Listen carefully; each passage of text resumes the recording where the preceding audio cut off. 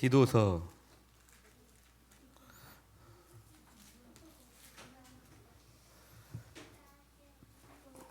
제가 가진 성경책으로 신약 성경 347페이지입니다. 347페이지.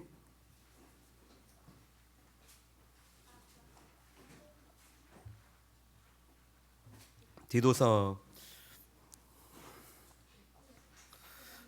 우리 글자 읽을 줄 아는 친구들은 나눠드린 그 프린트 보면서 질문에 또 목사님 설교 들으면서 답을 꼭 써보시기 바랍니다. 우리 답을 열심히 잘 적은 친구는 목사님이 나중에 상을 주려고 생각을 하고 있어요. 글씨 모르는 친구들도 실망 안 하셔도 돼요. 제가 열심히 하는 친구들은 다 눈여겨보고 있습니다.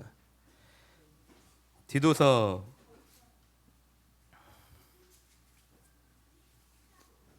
프린트를 다 받으셨나요? 네. 좀 부족하죠.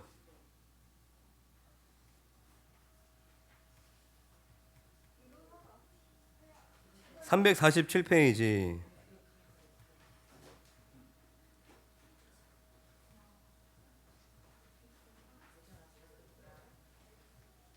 우리 1절만 같이 읽어보겠습니다. 1절만. 디도서 1장 1절 시작. 하나님의 종이여 예수 그리스도의 사도인 나 바울이 사도된 것은 하나님의 택하신 자들의 믿음과 경건에 속한 진리의 지식과. 아멘. 우리 먼저 디도서가 어떤 성경인지를 먼저 알아보겠습니다. 여러분들 디도서 서신서죠. 편지입니다. 이 편지 서신의 저자가 누구일까요? 그렇죠. 우리가 방금 1절 읽은 것처럼 하나님의 종이여 예수 그리스도의 사도인 나 바울이, 저자가 누구인지 발신자가 누구인지 여기서 밝히고 있죠. 그러면 여러분들 이 서신의 저자인 바울이 어떤 사람인지 잘 아시나요?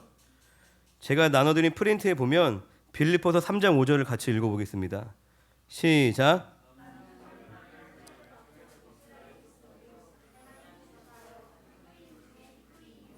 율법으로는 바리새인이요.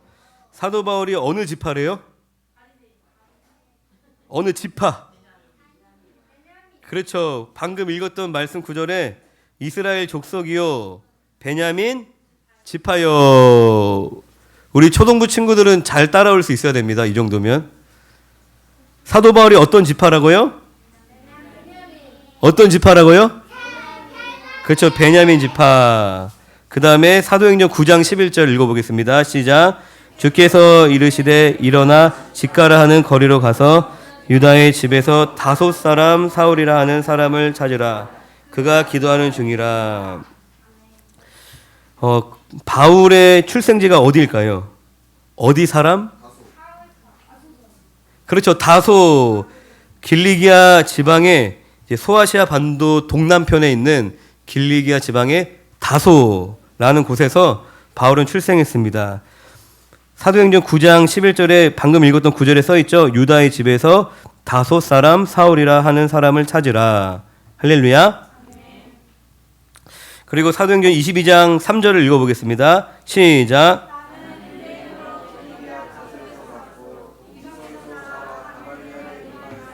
우리 조상들의 율법에 엄한 교훈을 받았고 오늘 너희 모든 사람처럼 하나님께 대하여 열심히 있는 자라. 네.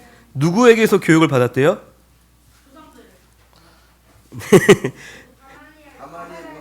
그렇죠. 가말리엘이 이제 사람 이름입니다. 랍비라고 그러죠. 성경을 가르치는 사람을 랍비라고 하는데 랍비 가말리엘에게서 사도 바울은 교육을 받았습니다. 그리고 사도행전 7장 28절을 읽어보겠습니다. 시작. 어제는 애굽 사람을 죽인과 같이 또 나를 죽이려 하느냐. 네. 또 바울이 어떤 사람이었냐면 유대교에서 매우 열심히 큰 사람이었습니다. 열심을 내어서 예수님을 메시아라고 믿는 기독교인들을 핍박하던 사람이었어요. 할렐루야. 예수님 믿는 사람들을 뭐 하던 사람이라고요? 그렇죠. 핍박하던 사람이 바울입니다. 그런데 기독교인들을 체포하려고 다메섹으로 가던 중에 예수 그리스도를 만납니다. 그리고 예수님의 음성을 들은 후에 바울은 예수님을 믿게 돼요. 그 후에 바울은 1차, 2차, 3차에 걸친 전도 여행을 떠납니다.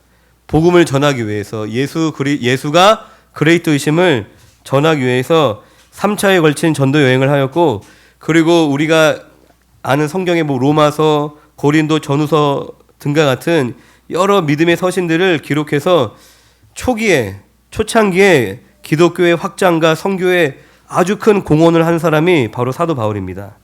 그리고 바울은 로마의 시민권을 가지고 있었어요. 당시 로마가 세계를 지배하고 있었죠. 그래서 로마의 시민권을 가지고 있던 바울은 로마가 지배하고 있던 그 어느 곳도 자유롭게 갈 수 있었습니다. 그래서 로마 시민권을 가지고 있는 것도 복음을 전파하는 데 아주 큰 도움이 되었죠. 이같이 예수님 믿는 사람들을 핍박하던 사람이 아주 위대한 전도자가 된 것을 보면 하나님이 얼마나 놀라우신 분인지, 할렐루야, 하나님의 놀라우신 능력과 그 섭리를 우리가 또한 깨닫게 되는 것입니다. 우리가 바울이 회심한 예를 들어서 주님을 만나면 단번에 인생의 모든 문제가 해결될 것처럼 또한 오해를 하기도 합니다. 또 그런 이야기를 막 듣기도 해요. 예수님을 만나면 임재를 경험하면 어떤 체험을 하면 그러면 뭔가 인생이 한 번에 달라질 것처럼 이야기를 하는데 사실 그렇지 않습니다. 주님을 만났다고 갑자기 키가 한순간에 확 자라거나, 주님을 만났다고 해서 갑자기 내가 공부를 확 잘하게 되거나, 갑자기 내 성품이 180도로 바뀌진 않습니다. 그럼 바울이 바뀐 건 뭐죠? 삶의 방향이 바뀐 겁니다. 삶의 방향이 180도 바뀌게 된 것이죠. 바울은 이미 어느 정도 훈련된 훌륭한 성품과 지식을 소유한 사람이었습니다.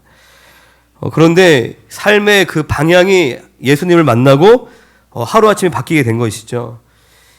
하지만 내 성품이나 내 삶의 질이 높아지는 것은 하루아침에 내가 은혜를 받았다고, 예수님을 만났다고 되는 것이 아니라 단계적으로, 점차적으로 성화되는 것입니다.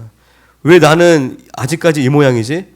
그런데 돌이켜보면 1년 전, 5년 전보다는 훨씬 나은 사람이에요. 할렐루야? 내 성에 안 찰 뿐이지 분명히 하나님 안에서 우리의 삶이 성숙해지고 성장하고 변화되는 영역들이 분명히 있습니다. 10번 화를 내다가 내가 지금 8번 화를 내. 그럼 변화가 된 거예요, 안 된 거예요? 그런데 주변 사람들은 여전히 화를 내네. 내가 10번 술을 먹다가 8번 술을 먹어. 변화가 된 거예요, 안 된 거예요? 변화가 된 거예요. 그런데 주변 사람들은 여전히 술을 먹네. 그렇게 생각을 할 수 있다는 겁니다. 그런데 하루아침에 그렇게 변화가 되는 경우는 극히 드뭅니다. 일반적이지 않습니다. 하나님의 말씀을 의지하여서 날마다 회개하고 주님과 동행하는 그 시간들이 우리에게 또한 굉장히 유익하고 하나님의 허락하신 선물이라는 것입니다. 주님과 내가 회개하고 순종하고 주님과 동행하는 그 시간을 통해서 우리의 삶이 점차적으로 변화가 되는 줄로 믿습니다. 그리고 이 디도서, 이 서신을 기록한 연대와 장소는 언제 어디에서 기록됐는지는 정확하게 알 수는 없습니다. 그런데 이 디모데 전후서를 기록한 문체와 그 내용이 매우 비슷합니다. 그래서 바울이 자신의 인생 말년에 디모데 전후서를 기록한 비슷한 그 시기에 디도서를 기록한 것으로 이제 학자들은 다 추정을 하고 있습니다. 그리고 이 디도서를 받는 사람이 누굴까요? 수신자. 수신자가 이제 받는 사람이라는 뜻이거든요. 디도서 하면은 모르면 그렇게 생각할 수 있잖아요. 디도가 보낸 편지인가? 히브리서 하면 히브리가 보낸 편지인가? 디도서는 누가 누구에게 쓴 편지예요? 바울이 누구에게? 바울에게. 와. 네, 바울이 디도에게. 네, 바울에게 정말 신선했어요. 네, 다른 서신과는 다르게 이 디도라는 한 개인에게 쓰여진 편지입니다. 오랫동안 바울과 동역을 한 디도는 바울에게 참 아들, 동무, 동역자라고 불릴 정도로 바울에게 많은 사랑을 받았고 많은 신임을 얻었던 신실한 주의 종이었습니다. 그리고 바울이 디도에게 이 편지를 기록한 목적이 있습니다. 동기가 무엇이냐면, 첫 번째는 이 본 서신이, 이 디도서가 기록될 당시에 교회는 상당히 혼란스럽고 그리고 성도들의 삶 가운데 믿음의 선한 행위가 없었습니다. 할렐루야. 그래서 사도 바울은 교회 내 질서 확립과 그리고 바른 신앙 간의 정립이 시급하다라고 판단을 하고 디도서를 작성했습니다. 그래서 사도 바울은 이 디도서를 보면 디도에게 장로의 자격이 무엇인지 그리고 성도들의 신앙이 건강하게 성장하지 못하도록 미혹하는 거짓 교사들에게 어떤 자세를 취해야 할 것인지 그리고 남녀노소에게 적용되는 어떤 신앙의 윤리들 지켜야 되는 것들 그리고 복음의 내용 그리고 신자가 가져야 될 국가 간 이단에 대한 태도 등에 대해서 이 편지를 통해서 바울이 디도에게 자세히 가르쳤습니다. 우리 오늘은 1장을 간단하게 볼 텐데 1장의 제목을 같이 한번 읽어보겠습니다. 시작. 아멘. 디도서 1장의 제목은 장로의 자격과 거짓 교사들에 대한 권면에 대한 내용이 디도서 1장에 담겨져 있습니다. 우리 디도서 누가 썼어요? 우리 친구들 누가 썼나요? 우와, 바울이 어느 지파예요? 노다지? 베냐민, 할렐루야. 베냐민 지파죠. 그리고 어디 사람이에요? 그렇죠, 다소 사람. 그리고 누구에게 배웠어요, 성경을? 네, 가말리엘 문화라고 이제 아까 다 성경을 찾아봤죠. 할렐루야. 그리고 원래 어떤 사람이었어요? 예수님 믿는 사람들을 핍박하던 사람인데 다메섹으로 가던 길에 부활하신 예수님을 만나고 그리고 예수님을 믿게 되었다. 할렐루야. 바울에 대해서 아까 살펴봤었죠. 이 바울은 스스로 자신을 어떤 자라고 소개를 하고 있냐면 1절을 다시 한번 읽어보겠습니다. 시작. 하나님의 종이여 예수 그리스도의 사도인 나 바울이 사도된 것은 하나님이 택하신 자들의 믿음과 경건함에 속한 진리의 지식과 1절을 보면 하나님의 종이여 그리고 그 뒤에는 예수 그리스도의 사도인 나 바울이 자신을 두 가지로 소개하고 있습니다. 첫 번째는 하나님의 종, 두 번째는 그리스도의 사도. 할렐루야. 하나님의 종이라는 표현은 자신의 모든 생명을 그리고 자신의 모든 활동에 살아가는 모든 삶의 그 걸음의 주인이 누구예요? 하나님이시다. 내 삶은 하나님께 맡겨진 삶이다라는 고백이 담겨져 있는 것입니다. 할렐루야. 바울뿐만이 아니라 모든 그리스도인, 모든 성도들은 누구의 것이에요? 하나님의 것인 겁니다. 예수 그리스도의 핏값으로 사신 우리 모든 성도님들의 삶은 이제 하나님의 것입니다. 내가 뭔가를 잘하고 못하고 열심히 하고 열심히 못하고 보다 더 중요한 게 뭐냐면 헌신하는 거예요. 할렐루야. 내 삶을 주님께 드리는 것입니다. 내 삶을 주님의 것으로 내가 인정하지 못하면서도 나름대로 선하게 살 수 있어요. 내 삶을 주님께 드리지 않은 예수님을 믿지 않는 사람들 중에서도 착한 일 하는 사람이 있어요, 없어요? 많이 있어요. 착한 일 하는 사람들, 나름대로 선하게 어려운 사람 돕고 그리고 인류의 평화를 위해서 수고하는 사람들 굉장히 많이 있으십니다. 할렐루야. 그런데 그들이 나름대로 선한 일을 행하고 있지만 그들은 근본적으로 불법자들인 거예요. 하나님을 떠난 죄로 인하여서 타락한 지옥에 갈 수밖에 없는 운명에 놓인 사람들입니다. 먼저는 그 신분을 회복해야 됩니다. 그 죄의 문제를 회복해야 됩니다. 하나님과의 관계를 회복하는 것이 그게 먼저 첫 단추라는 거예요. 할렐루야. 그 고백을 하고 있는 것입니다. 내가 어떻게 살던 무슨 일을 하던 그건 그 다음 문제인 거예요. 할렐루야. 먼저는 뭐예요? 내 삶을 하나님께 드리는 것이에요. 그게 그리스도인의 정체성인 것입니다. 나는 이제 주의 것입니다. 내가 무엇을 마시던 내가 무엇을 하던지 간에 오직 무엇을 위해 살아가요? 하나님의 영광을 위해서. 내 어떤 개인적인 야망이나 그리고 내 세상의 어떤 성공과 명예가 내 삶의 목적이 되는 것이 아니라 하나님이 기뻐하시는 것, 할렐루야. 하나님이 나를 필요로 하시는 것, 하나님이 나에게 원하시는 것, 나를 창조하시고 구원하신 그 목적을 내가 추구하면서 살아가는 것입니다. 할렐루야. 우리 친구들 누구의 것이에요? 네, 이게 기분 나쁜 얘기가 아닌 거예요. 왜 내가 하나님 거야? 그럼 내 장난감도 하나님 거고 다 하나님 거야? 그게 기분 나쁜 얘기가 아니에요. 내가 가지려고 움켜쥐면 진짜 가질 수 있을까요? 내가 움켜쥐고 가지려 하면 오히려 가질 수 없습니다. 내가 내 인생을 움켜쥐었어. 내 마음대로 살 거야. 내 뜻대로 살 거야. 내가 원하는 대로 살 거야. 하나님이 원하시는 거 알지만 내가 원하는 대로 살 거야. 목사님이 말씀하시는 거, 선생님이 말씀하시는 거 알아. 못 듣지 않았어. 제가 항상 우리 친구들 혼낼 때 물어보잖아요. 목사님이 얘기하는 거 들었어, 안 들었어? 그걸 꼭 확인합니다. 왜 그래? 못 들었으면은 또 혼낼 수 없잖아요. 들었다고 꼭 얘기를 해요. 우리 친구들은 거짓말 안 해서 들었어요. 근데 왜 목사님은 안 들었어? 목사님의 뜻이 뭔지 알았지만 그냥 내가 하고 싶은 대로 하는 거예요. 할렐루야. 우리가 얼마든지 그렇게 살 수 있다는 겁니다. 하나님 뜻이 뭔지 알지만 그냥 내가 하고 싶은 대로, 내 감정대로, 내 고집대로 그냥 살아가는 것이에요.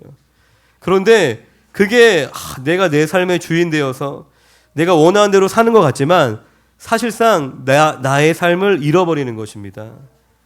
나의 삶을 다 빼앗겨 버리는 거예요. 누구에게? 마귀에게. 할렐루야. 사람은 내가 나를 위해서 인본주의적으로 내가 나를 추구하며 나를 사랑하며 살아간다라고 생각을 하지만 실상 그 삶은 마귀에게 빼앗겨버린 인생이라는 거예요. 그런데 내가 하나님을 위해서 내 삶을 드립니다. 나의 시간, 나의 모든 것을 다 하나님께 드립니다. 하나님, 내가 요리사가 되고 싶지만 하나님이 내게 원하시는 거 있으면 제가 그거 할게요. 할렐루야. 하나님, 제가 연예인이 되고 싶지만 하나님이 원하시는 거 있으면 제가 그 일을 할게요. 하나님, 내가 이 일을 하고 싶지만, 내가 이 직장을 다니고 싶지만 하나님 내게 원하시는 길이 있다면 내가 그 길로 갈게요. 그게 잠시 잠깐은 내 것을 포기하는 것 같지만 정말 비로소 내가 하나님 안에서 모든 것을 얻는 길이 바로 하나님께 내 삶을 드리는 것입니다. 할렐루야. 그거 명심하시길 바랍니다. 그리고 바울이 첫 번째 자신을 하나님의 종, 그리고 두 번째는 그리스도의 사도라고 소개를 하고 있습니다. 그리스도의 사도라는 뜻은 뭐냐면 복음을 전파할 사명을 맡고 세상을 향해 보냄을 받은 사람. 사도는 보냄을 받은 사람이라는 뜻이에요. 할렐루야. 할렐루야. 아멘. 이것이 비단 사도 바울의 정체성만을 소개하는 것이 아니라 그리스도인들의 정체성을 소개하고 있는 것입니다. 우리는 하나님의 종, 하나님의 것이요. 그리고 그리스도의 사도. 그리스도의 사도가 뭐라고 그랬어요? 복음을 전파하기 위해서 세상으로 보내심을 받은 사람들인 거예요. 우리가 모여서 예배 드리죠. 할렐루야. 모여서 예배 드리는 것으로부터 시작되는 겁니다. 우리가 먼저 하나님 앞에 모여야 돼요. 내가 누구인지 확인하고 하나님의 은혜를 충만히 경험하고 내 안에 모두 어두워져 있는 마음들을 주님의 빛으로 또 새롭게 하고, 할렐루야. 하나님 주시는 힘으로 내가 이 자리에서 충만해지고 그리고 나서 이 자리에 머물러 앉아서 여기가 좋사오니 난 매일 기도만 할 거야. 세상에 나가면 무서워요. 직장 나가면 너무 무서워요. 너무 힘들어요. 그냥 사람들이 나를 우쭈쭈 해주고 밥 먹여주고 그냥 편안하게 있고 싶어요. 그런 마음이 들 수 있죠. 할렐루야. 그런데 우리는 세상으로 보내심을 받은 사람들이라는 것입니다. 그게 사도라는 뜻인 거예요. 할렐루야. 저와 여러분들, 우리 친구들은 복음을 전하기 위해서 세상으로 보내심을 받은 사람들이라는 것입니다. 우리 2절을 같이 읽어보겠습니다. 시작. 영생의 디도서 1장 2절입니다. 시작. 영생의 소망을 위함이라. 이 영생은 거짓이 없으신 하나님이 영원 전부터 약속하신 것인데. 할렐루야. 이 하나님의 약속, 2절에 보면 이 영생은 거짓이 없으신 하나님이 영원 전부터 약속하신 것인데, 이 약속이란 구체적으로 무엇일까? 할렐루야. 로마서 6장 22절 읽어보겠습니다. 시작.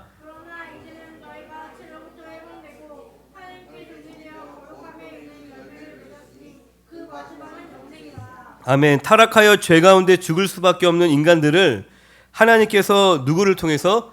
그리스도를 통하여서 구원하시고 영생을 얻게 하신 사실을 말하는 것입니다. 이게 하나님의 약속인 것이에요. 그래서 인간들은 그리스도께서 죄를 대신 지시고 이 돌아가셨다는 사실을 믿기만 하면 구원을 받게 됩니다. 하나님의 자녀가 되어서 영생을 얻게 된다는 것입니다. 사도행전 16장 31절을 같이 읽어보겠습니다. 시작. 이르되 주 예수를 믿으라. 그리하면 너와 내 집이 구원을 받으리라 하고. 할렐루야.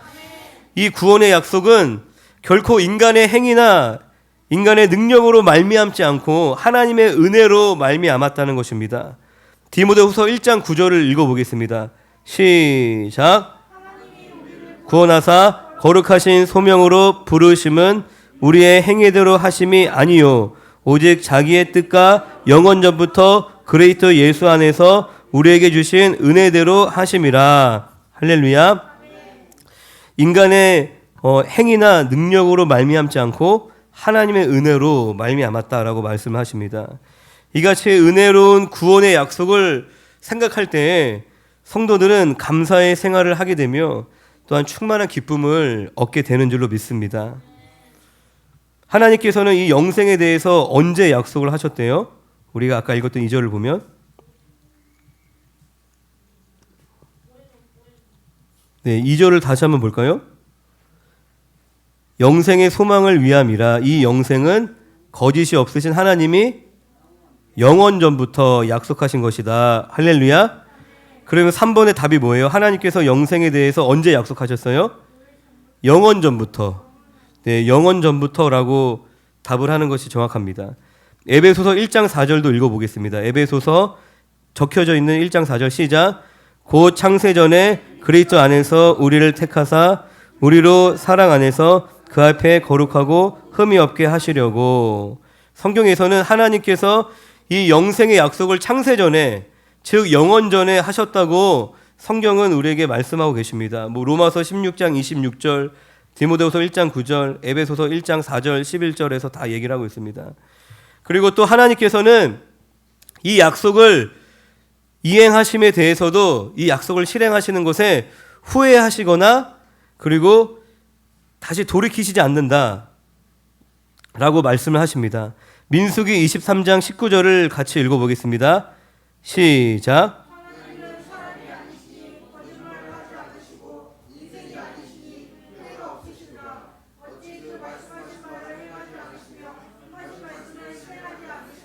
아멘. 하나님은 사람이 아니시니 거짓말을 하신대요. 거짓말을 하시지 않습니다. 시건치 않으신다는 것입니다. 그리고 인생이 아니시니 후회가 있으시네요. 후회가 없으시다는 것입니다. 그리고 그 말씀하신 바를 어찌 그 말씀하신 바를 행하지 않으시며 행하신다는 거예요? 행하지 않는다는 거예요? 어찌 그 말씀하신 바를 행하지 않으시며 이렇게 물어보는 것은 반드시 행하신다라는 의미인 거예요. 어떻게 안 하시겠냐? 반드시 하실 거다. 그 얘기를 하는 것입니다. 할렐루야. 하나님이 창세전에 영원전에 약속하신 이 구원의 약속은 하나님 결코 후회하지 않으시고 반드시 그 영혼을 향하여서 실행을 시키신다라고 말씀을 하시는 겁니다. 그러므로 우리가 갖고 있는 이 영생의 약속이 얼마나 확실하고 굳은 것인가를 생각할 때에 우리가 어려운 가운데 위로를 경험하게 될 줄로 믿습니다. 그리고 환난 가운데 용기를 가질 수 있게 되는 줄로 믿습니다. 할렐루야. 우리 3절을 같이 읽어보겠습니다. 시작. 자기 때에 자기의 말씀을 전도로 나타내셨으니 이 전도는 우리 구주 하나님이 명하신 내게 맡기신 것이라. 할렐루야. 이 3절에서 자기 때란 무슨 의미일까요? 자기 때. 제가 적어놨죠. 이 말은 하나님께서 자신의 일을 행하시도록 작정하신, 하나님이 계획하신 일을 이때 행해야지 라고 작정하신 그 시기를 가리켜서 자기의 때라고 성경은 표현을 하고 있습니다. 하나님께서는 어떤 한 나라의 흥망성쇠뿐만 아니라 한 개인의 생사하복까지도 하나님의 그 작정에 따라서 그 시기가 정해지게 된다는 것입니다. 전도서 3장 11절을 같이 읽어보겠습니다. 시작. 모든 때를 따라 아름답게 하셨고 또 사람들에게는 영혼을 사모하는 마음을 주셨느니라. 그러나 하나님이 하시는 일의 시종을 사람으로 측량할 수 없게 하셨도다. 할렐루야. 따라서 이 땅에 예수 그리스도를 보내셔서 구원의 사역을 하게 하신 것도 하나님이 작정하신 때가 찼기 때문에 하나님께서 그 일을 행하셨다는 것입니다. 갈라디아서 4장 4절을 읽어보겠습니다. 시작. 참에 하나님이 그 아들을 보내사 여자에게서 나게 하시고 율법 아래에 나게 하신 것은 내 때가 참에 하나님의 때가 이르러서 하나님께서 작정하신 그 일을 행하셨다는 것입니다. 뭐 에베소서 1장 9절, 히브리서 9장 26절 다 하나님의 때에 대해서 말씀을 하고 계십니다. 그리고 이 하나님의 때는 모두 그리스도를 중심으로 전개가 되는 것입니다. 하나님의 역사는 구원의 역사인 것이에요. 할렐루야. 그 하나님의 구속사 그 안에 세계의 열국의 역사가 있는 것이고 뭐 그 안에 이제 대한민국의 역사가 있는 것이고 그 안에 내 개인의 삶이 있는 것이죠. 에베소서 1장 10절을 같이 읽어보겠습니다. 시작. 하늘에 있는 것이나 땅에 있는 것이 다 그리스도 안에서 통일되게 하려 하심이라. 할렐루야. 다 그리스도를 중심으로 하나님의 역사가 펼쳐져 가신다는 겁니다. 이와 같이 하나님이 작정하신 때는 또한 하나님 외에는 아무도 모릅니다. 그러므로 우리가 이제 해야 되는 일이 뭐예요? 알맞은 때를 기다리면서 또 그 시기가 가까웠을 때에 또 그 징조를 보고 우리가 하나님의 때가 가까웠음을 또 깨달을 수 있도록 늘 깨어 기도를 해야 한다는 것입니다. 골로새서 말씀을 제가 적어놨나요? 4장 2절을 읽어보겠습니다. 시작. 아멘. 할렐루야. 그리고 그레데 교회에 있어서 남은 일이란 무엇인가? 우리 5절을 같이 읽어보겠습니다. 시작. 내가 너를 그레데에 남겨둔 이유는 남은 일을 정리하고 내가 명한 대로 각 성의 장로들을 세우게 하려 함이니. 이 남은 일을 예전 번역 성경에는 부족한 일이라고 써 있습니다. 이제 원어를 봐도 이제 부족하다라는 의미로도 해석이 되는데 바울이 디도를 그레데 교회에 남겨둔 이유가 이 교회의 어떤 남은 일, 뭔가 부족한 일을 정리하게 하려고 남겨줬다라고 이제 얘기를 하고 있습니다. 요 1장의 이제 내용을 크게 세 가지로 말을 할 수 있는데 첫 번째는 교회의 장로가 아직 없으므로 교회가 온전하지 못하였다라는 얘기를 하고 있고, 두 번째는 거짓 교사들의 미혹이 심하여서 교회가 영적으로 바로 세워지지 못하고 있다라는 이야기들을 하고 있고, 그리고 세 번째는 입으로는 성도들이 하나님을 시인하고 있으나 그 믿음에 따르는 선한 행위가 주여주여 하지만 하나님의 뜻을 따르는 그 삶의 열매가 없었다라고 얘기를 하고 있습니다. 그래서 바울은 이러한 점들이 교회에 부족한 것이라 보고 그것을 이제 고칠 것에 대해서 이 디도서를 통해서 이야기를 하고 있는 것입니다. 사실 이러한 문제들은 오늘날 교회가 갖고 있는 문제점들하고도 아주 흡사하죠. 교회는 개혁 때 이제 종교 개혁을 통하여서 생겨난 교회들이죠. 이 교회들은 또 끊임없이 다시 새롭게 또 개혁되어야 한다는 것입니다. 교회 여러 가지 문제점들을 또 우리가 기도하며 잘 고쳐 나가야 한다는 것입니다. 그렇다면 이 사도 바울이 그레데 교회의 장로를 세워야 한다라고 이야기를 하는데 그 장로의 자격이 무엇인가? 5절부터 9절까지의 내용인데 그것을 간단하게 말씀드리면 장로의 자격은 크게 가정적인 것과 사회적인 것으로 나눌 수 있습니다. 할렐루야. 장로는 이제 교회의 사역자, 지금으로 보면 사역자, 리더를 뜻하는 직분인데 이 장로의 자격은 크게 두 가지, 가정에서의 모습 그리고 사회적인 모습으로 그 자격을 논할 수 있다는 것입니다. 이 가정적이라는 것은 교회를 다스리는 직분을 맡은 자로서 그의 가정이 평온하고 이제 모범이 되어야 하는 조건들에 대해서 얘기를 하고 있습니다. 그리고 사회적이라는 것은 이제 외적으로 그 겉으로 드러난 사람들과의 관계에서 누구에게나 책망받을 것이 없는 그런 자로서의 삶의 본이 되어야 한다는 것을 이야기를 하고 있는 것입니다. 구체적으로 이 장로의 가정이 어떤 모습이어야 하냐면 6절을 같이 한번 읽어보겠습니다. 6절 디도서 1장 6절 시작. 책망할 것이 없고 한 아내의 남편이며 방탕하다는 비난을 받거나 불순종하는 일이 없는 믿는 자녀를 둔 자라야 할지니라. 장로의 가정은 먼저 선한 교훈을 가르치는 장로, 그러니까 그 가정의 가장, 장로가 그 가정의 가장이죠. 아버지죠. 그가 말씀을 가르치는 자여야 한다는 것입니다.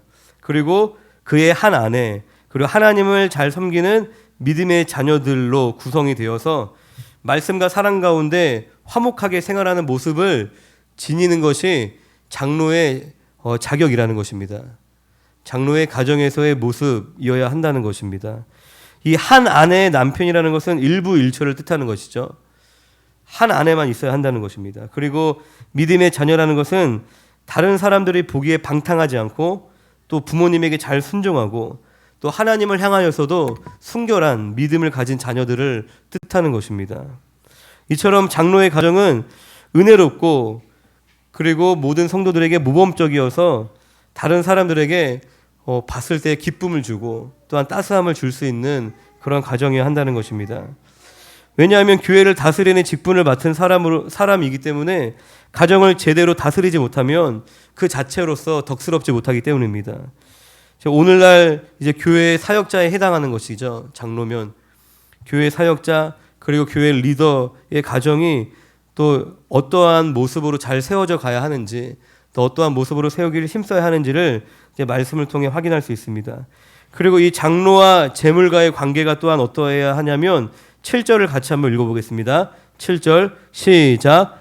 감독은 하나님의 청지기로서 책망할 것이 없고 제 고집대로 하지 아니하며 급히 분내지 아니하며 술을 즐기지 아니하며 구타하지 아니하며 더러운 이득을 탐하지 아니하며. 할렐루야. 많은 좋은 이야기들이 나오죠. 고집대로 하지 말아야 되고 급히 분내지 아니하여 하고 술을 즐기지 아니하여 하고 구타를 하지 아니하며 재물에 대하여서는 더러운 이득을 탐하지 아니해야 한다라고 말씀을 합니다.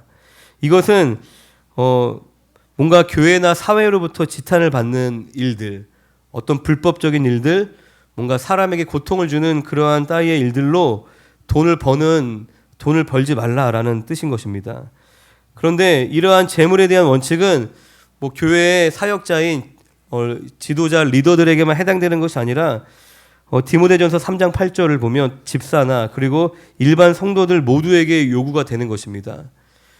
모든 성도는 물질에 있어서 하나님 앞에 그리고 사람 앞에 덕이 되게 또한 정직하게 그 물질을 또한 얻을 수 있어야 한다는 것입니다.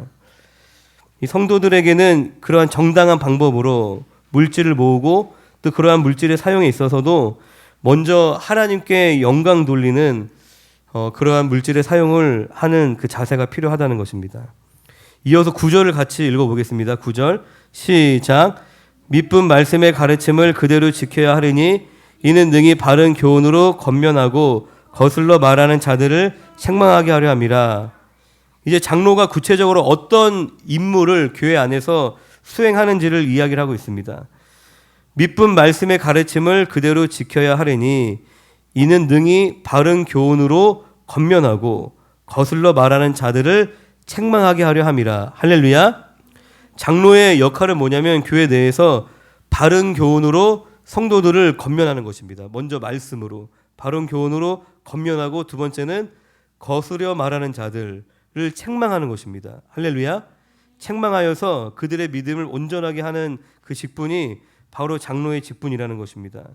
그런데 뭔가 가르치는 누군가를 권면하고 책망하는 그 위치에 있다 보면 자칫 내 권위만을 내세우고 뭔가 내 고집대로 주장하게 될 수도 있겠죠. 그리고 누군가를 가르치고 권면할 때에 부드럽게 하지 못하고 분을 내거나 화를 내는 실수를 범할 우려가 있다는 것입니다. 그래서 장로들은 말씀을 맡은 자들, 가르치는 자들, 지도자들은 항상 스스로 겸손하도록 노력을 해야 하는 것입니다. 그리고 누군가에게 권면을 하더라도 말씀으로 너 그렇게 살면 안 되잖아. 너 가출하면 안 되잖아. 너 술 먹으면 안 되잖아. 그런 얘기를 하더라도 사랑으로 권면을 해야 한다는 것입니다. 고린도전서 16장 14절에 너희 모든 일을 사랑으로 행하라 라고 우리에게 말씀을 하십니다. 그리스도의 성품을 닮은 그런 인자한 모습을 갖추도록 교회의 지도자들은 그렇게 힘써야 한다는 것입니다. 할렐루야. 그러면 장로에게 맡겨진 이 바른 교훈이라는 것이 무엇일까? 바른 교훈을 바른 교훈으로 성도들에게 권면하라고 했는데 그럼 이 바른 교훈이 무엇일까요? 디모데전서 1장 11절을 같이 읽어보겠습니다. 프린트에 적혀 있습니다. 시작. 이 교훈은 내게 맡기신 바 복되신 하나님의 영광의 복음을 따름이니라. 이 바른 교훈이란 하나님의 영광의 복음을 뜻하는 것입니다. 이 디모데 전후서와 디도서가 쓰인 시기와 내용과 문체가 비슷하다고 그랬죠. 그리고 두 번째 디모데 전서 6장 3절입니다. 시작. 누구든지 다른 교훈을 곧 우리 주 예수 그리스도의 말씀과 경건에 관한 교훈을 따르지 아니하면, 또 여기서 얘기하는 바른 교훈은 주 예수 그리스도의 말씀과 경건에 관한 교훈이다라고 이야기를 하고 있습니다. 할렐루야. 이처럼 장로들이 성도들에게 권면하고 가르칠 것은 오로지 복음뿐이었다는 것입니다. 하나님의 영광스러운 복음. 할렐루야. 우리 주 예수 그리스도의 말씀. 이 복음을 성도들에게 나의 어떤 철학이나 인생의 경험을 얘기하는 것이 아니라, 할렐루야, 내 어떤 사상을 전하는 것이 아니라 복음, 하나님의 말씀을 성도들에게 전해야 한다는 것입니다. 그리고 성도들은 이 복음을 기준 삼아, 와, 저 집사님은, 와, 저 장로님은 사회적으로 성공했네? 그냥 저분이 살아가는 방식이 무엇일까? 나도 저분처럼 공부하고, 와, 저 집사님은 이쁜 아내랑 결혼했네? 잘생긴 남편을 만났네? 와, 어떻게 연애해야 될까? 어떻게 사람 꼬셔야 될까? 그 사람의 개인의 경험과 가치관을 배우는 게 아니라, 근데 교회 안에서는 다분히 자신의 개똥 철학을 전하는 일이 굉장히 많습니다. 할렐루야. 공식적인 모임에서는 하나님 말씀을 논하다가 같이 이제 막 밥 먹고 사적인 자리에서는 야, 그거 아니야. 뭐 그래도 막 돈이 필요하지 않냐? 막 그러면서 야, 그래도 그거 아니야. 목사님 몰라서 그런 거야. 야, 세상 그렇지 않아. 실제로 저도 들어봤어요, 청년 때. 우리가 그러한 실수를 얼마든지 범할 수 있다는 것입니다. 물론 하나님의 말씀에 근거해서 내가 살아왔던 삶의 간증들 얘기할 수 있죠. 내가 하나님 말씀대로 이렇게 순종했더니, 내가 주님의 뜻을 따라 살았더니 아, 이렇게 되었더라. 그리고 그 하나님의 말씀의 원리를 구체적으로 내 삶에 적용했던 다양한 모습들을 나눌 수 있습니다. 근데 그와 다르게 전혀 말씀과 무관한 복음이 아닌 것들을 얼마든지 얘기할 수 있다는 것입니다. 야, 이렇게 해야지 돈 많이 벌어. 야, 이렇게 해야지 성공할 수 있어. 성도들도 이 복음을 기준으로 생활을 해야 하는 것입니다. 그리고 성경에는 사사로운 이익을 위해서 이 복음 외에 잘못된 것을, 다른 것을 덧붙이거나 또한 성경의 내용을 왜곡하여서 이 복음을 거스리는 자들을 폐역한 자다, 그리고 해방꾼이라고 성경은 지적을 하고 있습니다. 그래서 칼빈이 이야기한 대로 성경이 가는 곳까지 가고 성경이 멈추는 곳에서 멈추는 우리가 신앙관을 가져야 하는 줄로 믿습니다. 왜냐하면 이 성경만이 성도에게 있어서 신앙과 삶의 유일한 기준이 되기 때문입니다. 이어서 10절을 같이 읽어보겠습니다. 10절 시작.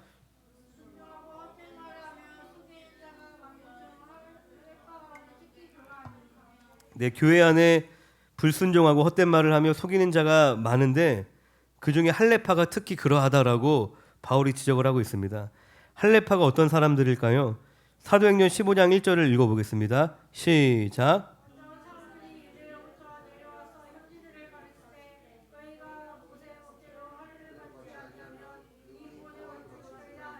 아멘. 이 할례파가 어떤 사람들이냐면 유대교에서 넘어온 사람들인데, 이들은 교회 안으로 들어왔지만 여전히 무엇을 주장하냐면 예수 믿는 거 좋아. 그런데 너네가 할례도 받아야 돼.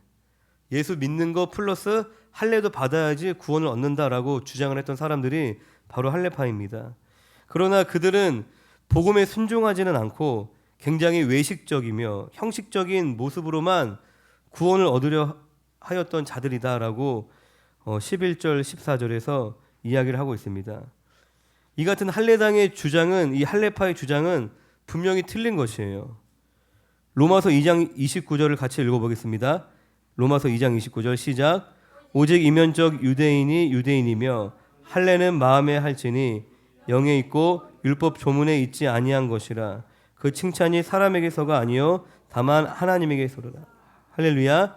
진정한 할례는 남자의 생식기에 표피를 베는 것이 아니라 어디에 해야 된대요? 마음에 할지니. 할렐루야. 진정한 할례는 우리의 마음에 할례 받는 것이라는 겁니다. 할렐루야.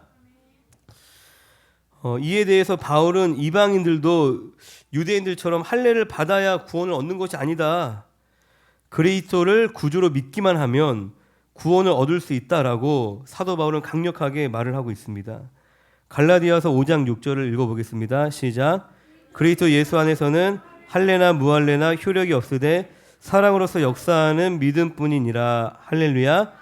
할례, 그냥 눈에 보이는 율법을 준수하는 할례를 받고 할례를 받지 않고가 효력이 있는 게 아니다. 그것이 우리에게 구원을 주는 것이 아니라 사랑으로서 역사하는 믿음. 이 믿음은 말뿐인 믿음이 아니라 할렐루야, 사랑으로서 역사하는, 행함으로 증명되는, 열매 맺는 믿음인데 그 믿음으로써 구원을 받는 것이다 라고 얘기를 하고 있는 것입니다. 그러니까 믿음의 성도는 인간적인 어떤 공로 그리고 행위를 강조하는 이 할례파들과 같은 그릇된 교훈들, 할렐루야, 그릇된 가르침을 우리가 매우 조심해야 한다는 것입니다. 예수 믿는 거는 기본이야. 그런데 뭐 666이 뭔지 알아야 돼. 베리칩이 뭔지 알아야 돼. 예수 믿는 건 기본이야. 그런데 뭐 시대를 알아야 돼. 예수 믿는 건 기본이야. 그런데 뭘 또 알아야 돼. 그런 식으로 플러스 뭐가 되는 것이 잘못된 다른 복음이라는 것입니다. 그런 거짓 교사들의 행위가 어떠했는지 11절을 같이 한번 읽어보겠습니다. 11절 시작.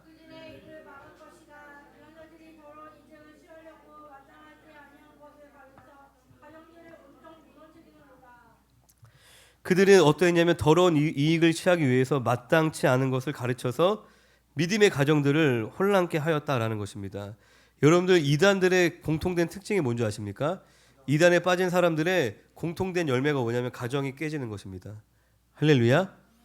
이단에 빠지면 연합하고 화목하고 화평케 되는 역사가 일어나는 것이 아니라 나눠지고 쪼개지고 분열되는 역사가 반드시 나타납니다. 이뿐만이 아니라 그들은 이단 설파자요, 또 경건을 이용하여서 욕심을 채우는 자, 그리스도를 부인하며 진리를 거스르는 자, 진리에 창념치 않는 자, 또 인습을 쫓으며 헛된 토론이나 즐기고 속이며 정욕에 붙들린 자들이다라고 성경은 이야기를 하고 있습니다. 이러한 거짓 교사에 대해서 교회 장로들, 교회 교역자들이, 사역자들이 어떤 태도를 취해야 하는가? 13절을 보면 13절을 같이 읽어보겠습니다. 시작. 이 증언이 참되도다. 그러므로 내가 그들을 엄히 꾸짖으라. 이는 그들로 하여금 믿음을 온전하게 하고, 할렐루야. 바울은 그 거짓 교사들을 엄히 꾸짖으라 라고 얘기를 하고 있습니다. 이들을 꾸짖는 것은 두 가지의 뜻이 있대요. 첫 번째는 그들을 꾸짖어서 그들의 믿음을 온전케 하려는 뜻이 있습니다. 어쨌든 교회 안에 들어와 있는 자들이니까 그들에게 기회를 준다는 것이에요. 할렐루야. 그냥 그런 대로 흘러가게 놔두는 것이 아니라 그것은 무책임한 것이죠. 사역자로서 방치하는 것입니다. 포기하는 것입니다. 잘못된 길을 가고 있는 성도가 있으면 어떻게 해야 돼요? 네, 도와줘야 되는데 도와주는 방식이 여러 가지가 있겠죠. 그런데 꾸짖어서라도 옳은 길로 돌아올수록 해야 된다는 것이에요. 내가 기도하면 물론 이제 하나님이 기도만 하게 하실 때도 있겠죠. 아직 들을 귀가 열리지 않아서, 아직 말할 때가 안 돼서, 내가 말할 수 있는 준비가 안 돼서 기도만 하게 하실 때도 있지만, 그런데 기도만 하다 끝나는 경우들보다 하나님은 직접적으로 꾸짖고 권면하고 서로 그렇게 서로를 붙잡아주고 세워주기를 하나님께서 원하신다는 것입니다. 이 거짓된 교사들, 거짓된 가르침을 전파하는 이 미혹된 이들에게 있어서 첫 번째는 그들에게 꾸짖어서 그들의 믿음이 온전케 되게 하려고 하게 해야 된다라고 바울이 이야기를 했고, 두 번째는 이 거짓 교사들을 꾸짖음으로 말미암아 이제 교회의 다른 신자들이 더 이상 그들의 잘못된 교훈을 듣지 않게 하려는, 이들이 잘못됐다라는 것을 꾸짖고 그거를 밝혀야지 다른 사람들이 이제 조심을 할 수 있게 되는 거죠. 암암리의 잘못된 교훈들을 야 할례 받아야 돼, 할례 받아야 구원받아, 야 뭐 한국 떠나야 구원받아, 막 그런 얘기를 막 퍼뜨리고 다녀. 그러면은 그거를 꾸짖어서 더 이상 다른 성도들이 거기에 미혹되지 않도록 사역자가 지켜야 한다는 것입니다. 그리고 중요한 것은 사역자들이 잘못된 길로 나아간 자들을 책망할 때는 또한 반드시 사랑하는 마음이 있어야 한다는 것입니다. 할렐루야. 14절을 이어서 읽도록 하겠습니다. 시작. 유대인의 허탄한 이야기와 진리를 배반하는 사람들의 명령을 따르지 않게 하려 함이라. 유대인의 허탄한 이야기가 무엇을 얘기하는 것일까요? 앞서 이제 계속 이야기했던 것인데, 이 할례파들이 주장했던 것과 같이 할례를 받아야 구원을 얻는다라는 주장입니다. 이제 초대교회 때 굉장히 이제 그 교회를 힘들게 했던, 어렵게 했던 잘못된 가르침 중에 대표적인 것이 이 할례파들의 할례를 받아야지 구원을 얻는다라는 주장이었다는 것입니다.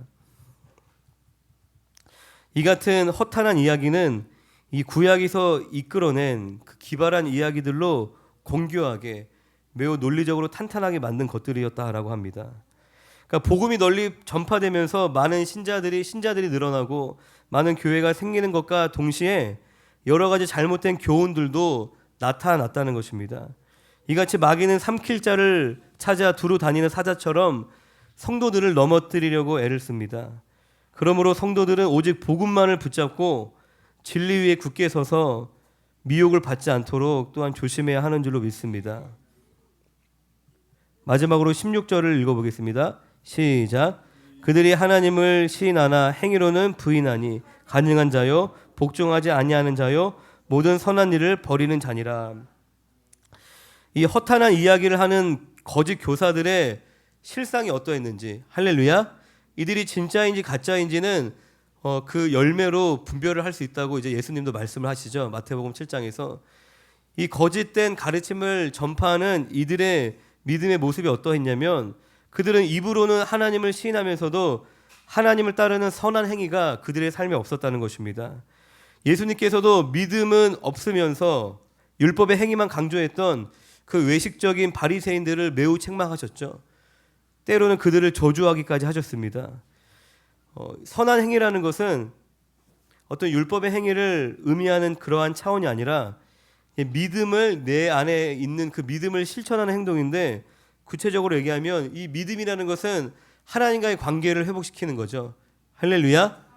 하나님과의 인격적인 관계가 회복이 되고, 이 하나님과의 관계 안에서 하나님이 주시는 그런 깨달음들, 하나님이 주시는 감동들, 그 성령의 인도하심을 따라서 하나님의 말씀에 순종하는 행위를 이 믿음의 선한 행위다라고 얘기를 하고 있는 것입니다. 할렐루야. 또 여기서 우리가 특히 주의해야 할 것은 무엇이냐면, 앞서 이제 이야기했던 것처럼 우리의 행위나 공로로 인해서 구원을 받는 것은 아니라는 것입니다. 일단 구원받은 이후에는 성도는 이 믿음의 선한 행동을 통하여서 하나님께 영광 돌리기를 힘쓰는 그 삶을 또 살아가야 한다는 것입니다. 할렐루야. 디도서 1장을 오늘 같이 봤는데 같이 좀 기도하고 마치겠습니다.